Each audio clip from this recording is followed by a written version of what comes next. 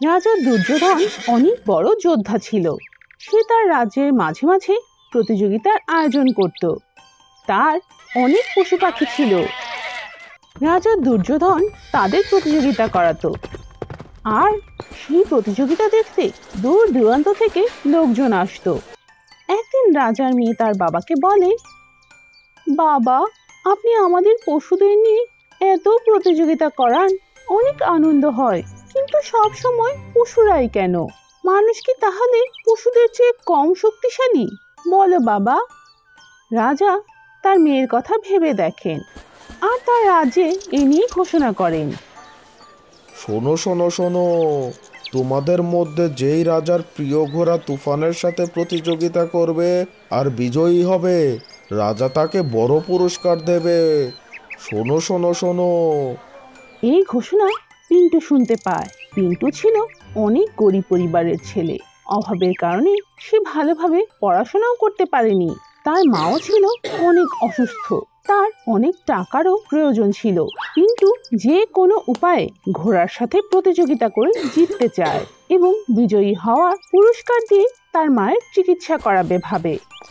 পিন্টু রাজার কাছে যায়। রাজা তার ঘোড়ার সাথে প্রতিযোগিতার অনুমতি দেয়। এই প্রতিযোগিতায় পিন্টু প্রথম হয়। এইটা দেখে সবাই অবাক হয়ে যায়। রাজা পিন্টুকে তার কাছে ডেকে বলে, অনেক ভালো ঘরের ছেলে মনে হচ্ছে তোমাকে। দারুণ প্রতিযোগিতা করেছো তুমি। মনে হচ্ছে তোমার মা সারাদিন তোমাকে বাদাম, কিশমিশ আর দুধ খেতে দেয়। এজন্যই তুমি এত শক্তিশালী যে আমার ঘোড়াকেই প্রতিযোগিতায় হারিয়ে দিয়েছো। বাহ, এবার যাও এখান থেকে। তুমি কোনো পুরস্কার পাবে না। এসব এসব তুমি তোমার ওই গায়ের জোরে করেছো, আর কিছুই না। এই কথা শুনে রাজার মেয়ে অনেক কষ্ট পায়। কিছু দূর যাওয়ার পর রাজমহলের দরজার সামনে পিন্টু অজ্ঞান হয়ে পড়ে যায়। সবাই তার কাছে ছুটে যায়। রাজার মেয়েও সেখানে আসে। কি হয়েছে, কি হয়েছে তোমার? তখন রাজার মন্ত্রী রাজার কাছে যায় আর তাকে বলে, মহারাজ, ক্ষমা করুন, কিন্তু আপনি এটা মোটেই ঠিক করছেন না। আপনি ভুল দোষ আরোপ করছেন মহারাজ।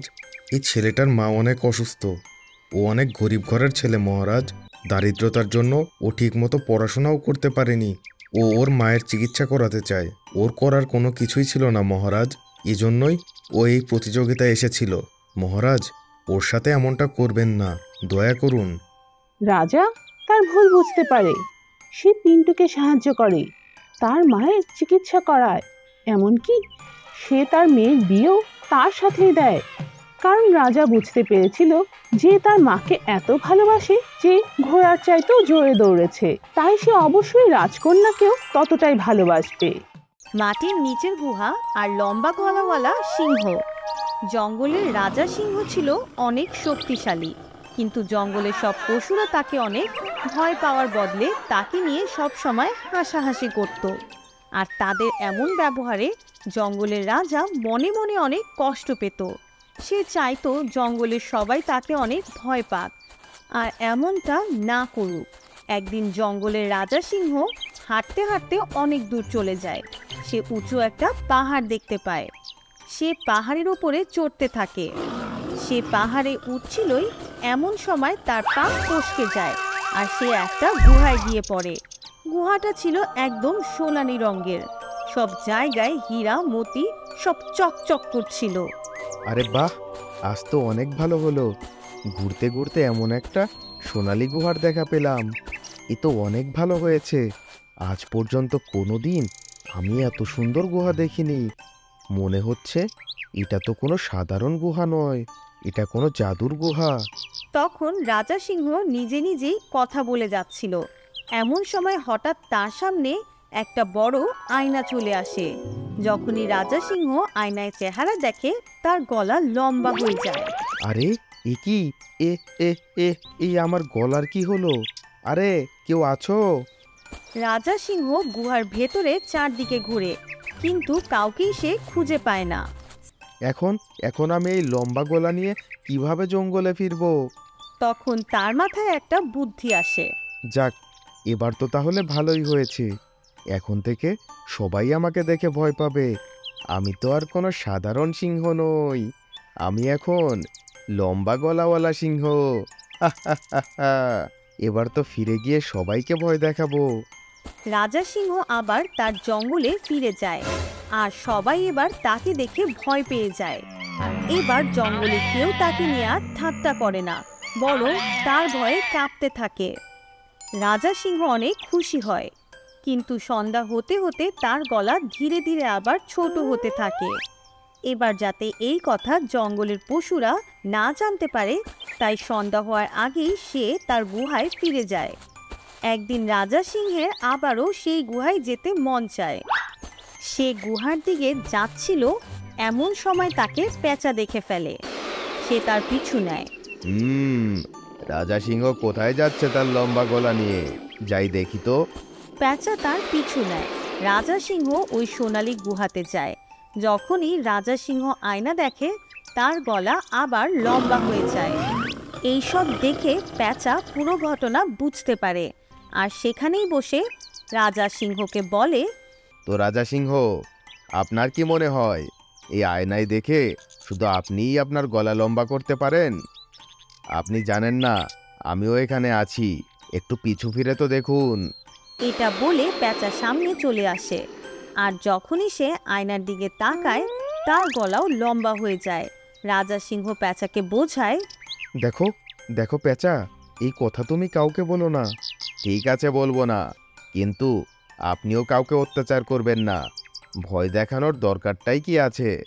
মিলেমিশেও তো থাকা যেতে পারে মহারাজ। আচ্ছা আচ্ছা, ঠিক আছে, আমি তোমাকে আমার সেনাপতি নিযুক্ত করছি, আর আমি কাউকে ভয়ও দেখাবো না। এবার চলো চলো আমরা জঙ্গলে ফিরে যাই। যখনই রাজা সিংহ আয়না থেকে সরে আসে, তার গলা আবারও আগের মতো স্বাভাবিক হয়ে যায়, আর সিংহ আর পেঁচা জঙ্গলে গিয়ে আগের মতো থাকতে শুরু করে। মুন্না কান্না করছিল। রাজু এবং কিশোরীর এক সুন্দর সন্তান হয়েছিল। তারা তাদের নাম রেখেছিল কৃষ্ণা। সে অনেক সুন্দর ছিল। গ্রামের সব বাচ্চারা তাকে দেখতে আসতো এবং তার সাথে অনেক অনেক খেলা করত। একদিন এক প্রতিবেশী চাচি ছোট কৃষ্ণার জন্য একটা সুন্দর সোয়েটার বানিয়ে নিয়ে আসে। এই দেখো, আমি তোমার কৃষ্ণার জন্য কত সুন্দর সোয়েটার বানিয়ে নিয়ে এসেছি, এটা ওকে পরিয়ে দাও। হ্যাঁ চাচি, অবশ্যই, আপনি এত ভালোবেসে বানিয়েছেন। কিশোরী অনেক সুন্দরভাবে সেগুলো কৃষ্ণাকে পরিয়ে দেয়। চাচিও অনেক খুশি হয়। আর চাচি, আপনি অনেক সুন্দর সোয়েটার বানিয়েছেন, বসুন, আমি আপনার জন্য চা বানিয়ে নিয়ে আসছি। কিশোরী চাচিকে চা পান করায় এবং কিছুক্ষণ পর চাচি তার বাড়িতে ফিরে যায়। বিকেলে যখন রাজু বাড়িতে ফিরে আসে, তখন কৃষ্ণাকে দেখে অনেক খুশি হয় এবং তার থেকে একটা থলি দিয়ে বলে, আরে কিশোরী, এই দেখো, আজ কৃষ্ণার জন্য অনেক অনেক কাপড় আর সোয়েটার নিয়ে এসেছি। শীত তো চলেই এলো। আরে, আপনিও সোয়েটার এনেছেন? এই দেখুন, আজ কৃষ্ণা যে সোয়েটার পরে আছে সেটা প্রতিবেশী চাচি বানিয়ে এনেছে। আরে বাহ, এটা তো অনেক সুন্দর, কিন্তু এখন তো কৃষ্ণা তার বাবার আনা সুন্দর সোয়েটারটাই পরবে। চলো চলো, বের করো থলি থেকে। রাজু তখনই নতুন সোয়েটারটা কৃষ্ণাকে পরিয়ে খাবার খেতে চলে যায়। তারা দুজন যখন খাবার খাচ্ছিল, তখন ছোট কৃষ্ণা জোরে জোরে কাঁদতে শুরু করে। আরে, ও এত কান্না করছে কেন গো? কি জানি, তুমি তাড়াতাড়ি ওকে খাবার খাওয়াও আর ওকে ঘুম পাড়াও। রাজু এবং কিশোরী পুরো রাত জাগে, কিন্তু তাদের সন্তান কৃষ্ণা চুপ হওয়ার নামই নেয় না। তখনই প্রতিবেশী চাচি কান্নার শব্দ শুনে সেখানে আসে। আরে, কি হয়েছে কিশোরী? কৃষ্ণা তো সারা রাত ধরেই কান্না করছে, আমি তো অনেক ভয় পেয়েছি। কি হয়েছে মা? বুঝতে পারছি না চাচি, পুরো রাত কান্না করেছে। আমি তো ওকে দুধও খাইয়েছি, ঘুম পাড়ানোর অনেক চেষ্টা করেছি, কিন্তু সে চুপই হচ্ছে না। একটু আমার কাছে দে তো। চাচি কৃষ্ণাকে কোলে নেয় এবং দেখতে পায় যে নতুন সোয়েটার পরেছে। চাচি তখনই সেগুলো খুলে দেয়। তখন কিশোরী বলে, আরে আরে চাচি, এগুলো খুলবেন না, ওর বাবা গতকাল এগুলো নিয়ে এসেছে। আরে আরে, কোনো ব্যাপার না, এই দেখো, আজকাল বাজারে জিনিস একই উল্টো পাল্টা জিনিস লাগানো থাকে। কৃষ্ণার পুরো পা লাল হয়ে গিয়েছে। হে প্রভু, তাই নাকি? সে কি এই জন্যই কান্না করছিল? হ্যাঁ, চলো এখন কিছু তেল লাগিয়ে দেই ওর পায়ে, তাহলেই ও আরাম পাবে। বেচারা এই জন্যই কান্না করছিল। রাজু তার ভুল বুঝতে পারে। চাচি যাওয়ার সময় বলে, এই জন্যই বলে যে বড়দের হাতে বানানো কাপড়, নরম নরম কাপড় বাচ্চাদের পরাও, সেগুলো তাদের কোনো সমস্যা করে না। কাল আমি ওর জন্য আরো সোয়েটার বানিয়ে আনবো, কোনো ব্যাপার না। নতুন নতুন বাবা মা হয়েছো তো, ভুল তো হবেই।